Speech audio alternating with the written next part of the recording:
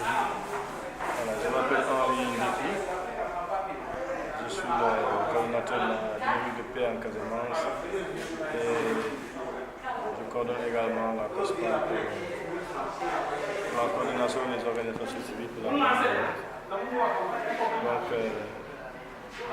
je voudrais tout d'abord, à l'entame de mon propos, vous remercier, M. Tallo, de nous avoir permis de passer à travers la télévision Dynamique de paix TV. Donc aujourd'hui, nous voulons faire un résumé des résultats du travail, ce que nous faisons sur le terrain, sur la feuille de route citoyenne pour la paix en Casamance, à travers le soutien de la coopération espagnole, qui, depuis 20 décembre, nous avons commencé l'activité. Et pour le premier résultat, pour la feuille de route, nous avons 3 résultats.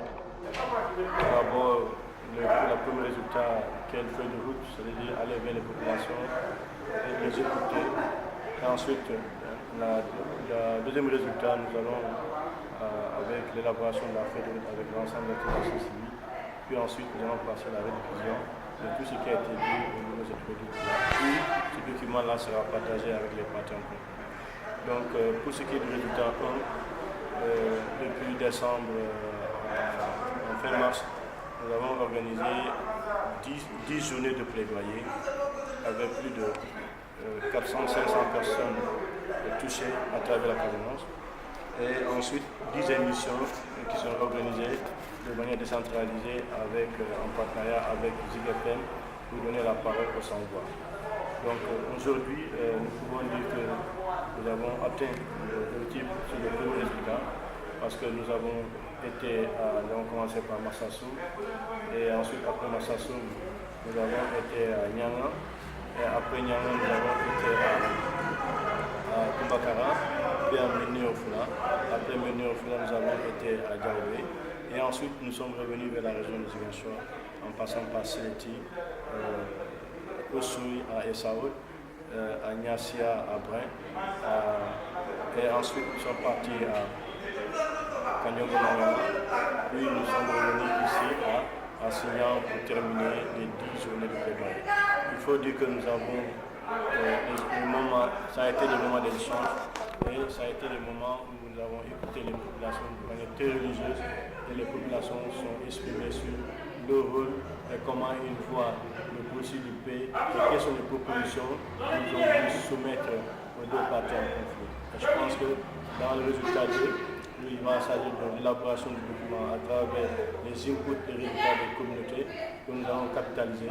Et ensuite, nous allons passer à ce qu'on appelle l'élaboration de la division. Au niveau du résultat 2, nous avons 3 ateliers régionaux, à savoir un atelier avec les acteurs de la société civile. Nous avons également un atelier à Sédhiou avec tous les acteurs de la société civile et à Ziguinchor pour les 3 ateliers. Et à la fin de ces ateliers-là, nous allons organiser une grande rencontre avec les acteurs de la société civile au niveau de la sous-région. Ça veut dire Guinée, Gambie et les 3 régions du Sénégal, à savoir Ziguinchor, Kola et Sédhiou, où nous allons vraiment capitaliser l'ensemble de ce qui a été dit dans un document. Et ce document-là que nous appelons la feuille de route sera ensuite partagé et validé encore avec les communautés pour vérifier ce que les gens veulent dans ceci. Et une fois qu'on s'est entendu sur tout ce qui a été une proposition, le document élaboré sera soumis à un comité technique qui va élaborer le document final. Et ce document-là, la COSPAC, à travers la dynamique de paix, va soumettre vraiment aux deux parties, à savoir à l'État du Sénégal et aux différents responsables du dossier, pour que les différentes parties prennent possession de l'envie, de la perception des solutions que préconisent les populations. Et je pense qu'une fois ce document-là mis à la table des parties, je pense qu'au moment des négociations, les deux parties, à savoir l'État et l'MDC, pourront prendre en compte vraiment les besoins et l'aspiration des populations.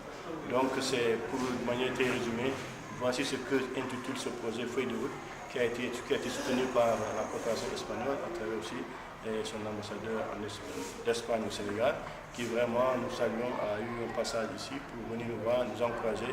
Mais vraiment, la volonté de l'Espagne, c'est vraiment donner la parole aux sans-voix, aux communautés qui souffrent, qui vivent le problème, de se prononcer, afin que vraiment cette question-là soit prise en compte par les partis.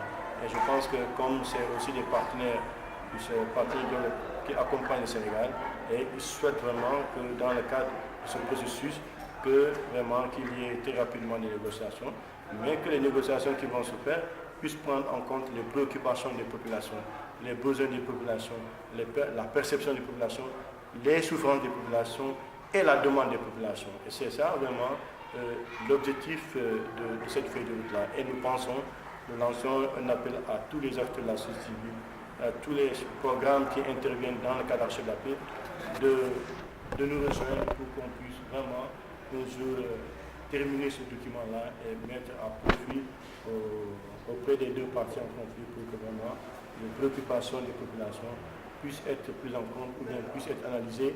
Et quand les deux parties devront prendre une décision, qu'ils aient en ligne de mire les propositions des populations de la Casamance et aussi des pays voisins, parce que aussi on ne peut pas faire la paix en Casamance sans intégrer, sans impliquer les populations, les autorités, la Gambie, la Guinée-Bissau. Je pense que c'est important. Les impliquer fera simplement enrichir vraiment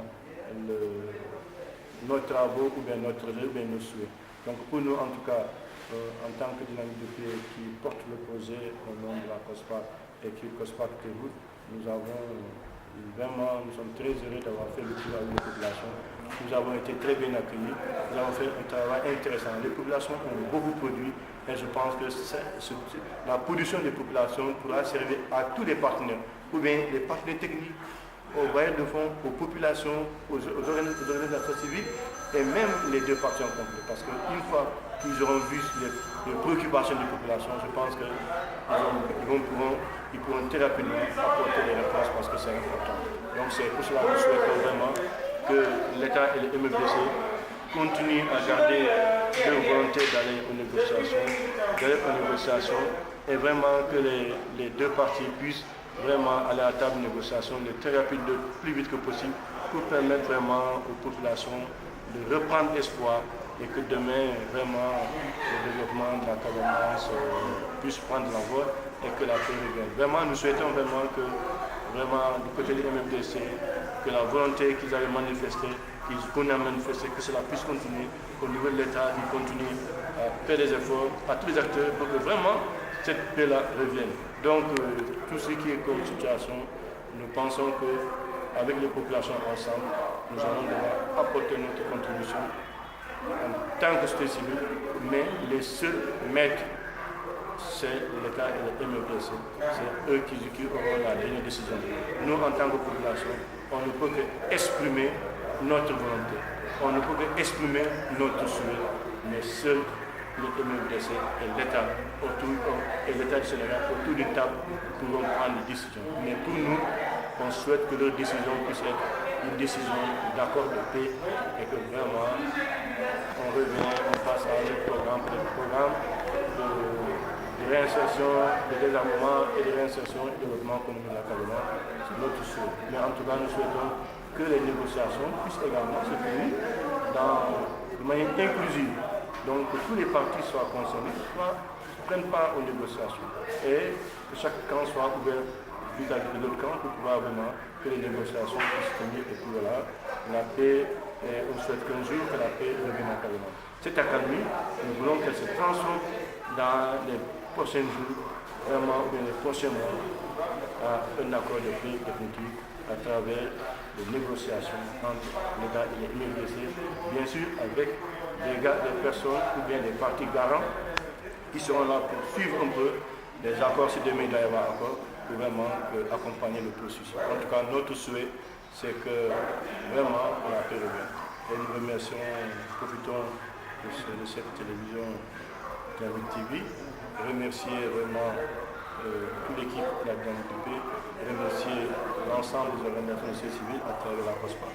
Mais également, nous remercions nos partenaires, qui se trouve être la coopération espagnole, qui a bien voulu vraiment initier cela et pousser la société civile à aller encore en profondeur dans le travail de recherche de paix. Et nous remercions aussi l'ensemble des partenaires qui travaillent pour la paix en Casamance. Merci beaucoup et on se dit à très bientôt.